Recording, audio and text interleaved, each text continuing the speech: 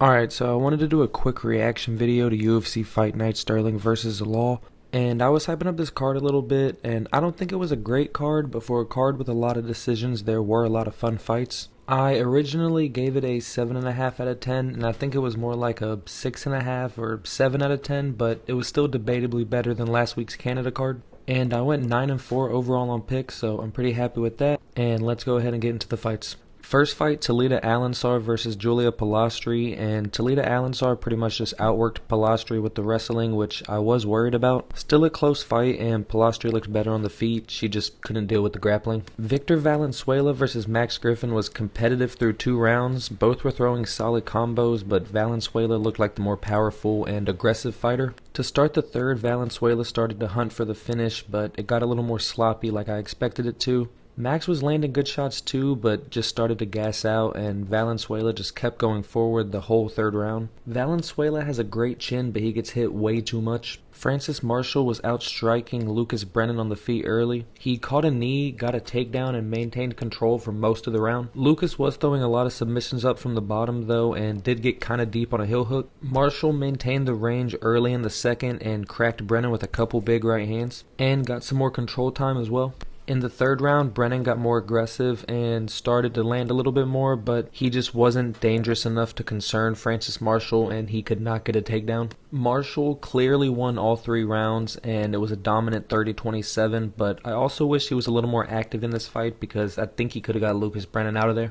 Man, Cody Durden pulled a win out the mud. Filio did not look that good at all. He had moments, especially early on in the fight, but Durden controlled the majority of the fight. Shout out to Durden, I guess, man. I did not expect that, but I do think Filio being at 135 and it being on such short notice was a big difference maker in this fight. Michelle Montague hit Mayra Bueno Silva with a little 3-piece, then threw her down in about 10 seconds. She controlled heavy on the top after that and threw elbows, hard punches, and threatened submissions. But to start the second, Bueno Silva was much more aggressive and was able to stuff some takedowns. Bueno Silva was piecing her up bad, and Montague shot a bad takedown, and Bueno Silva got to her back. Montague was eventually able to reverse position and then ate an illegal upkick, but she was aight. The third round was a lot of the same, back and forth striking, but Montague controlled the end of the round and landed a lot of damaging strikes from the top. Montague definitely looked good, but she still has some more work to do. Cedric Dumas kinda got ran through, which was not what I expected. He got controlled bad in the clinch and then got caught on the feet, and the ref gave him so much time, but he ended up rolling around and then getting submitted, so yeah, I don't know what Dumas does after this, but that was kinda rough. And man, my crafty Eric McConico pick banged, man. I knew that was a pick, man. He was able to defend a lot of the takedowns, and when he did get on the ground, he was able to stay safe. On the feet, he was more active and the more accurate striker.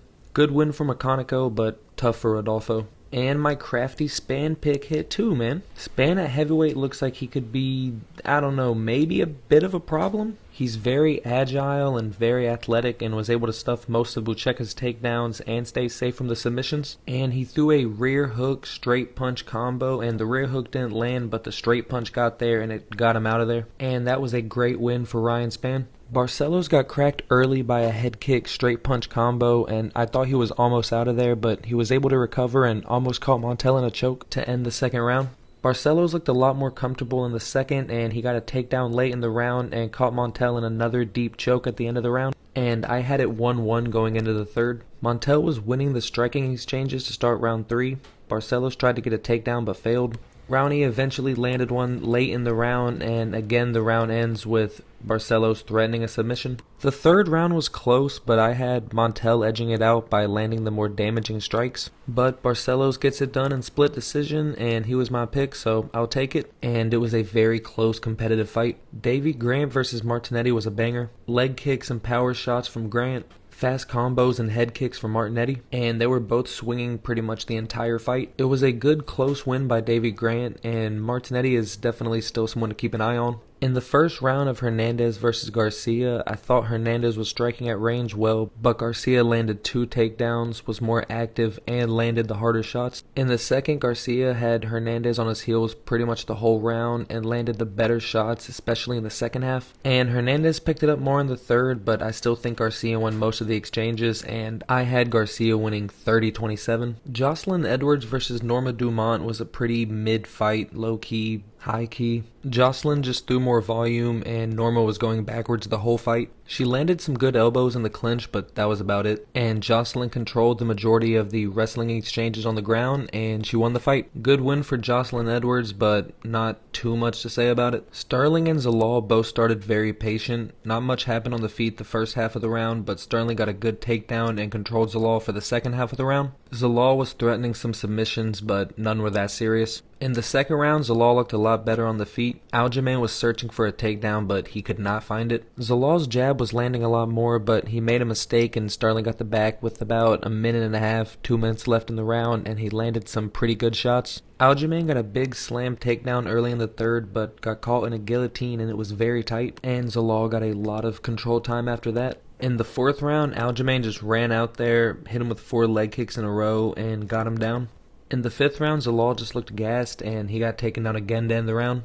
Overall, I think Aljamain dominated, and that's what I expected. His grappling looked elite as usual, but he even had some solid moments on the feet with his looping hooks and weird elbows. I think he should definitely be in that title picture at featherweight, but I think Evloev still deserves it more than him, and there's a chance if Gene Silva gets a crazy knockout in his next fight that the UFC will jump him over Sterling.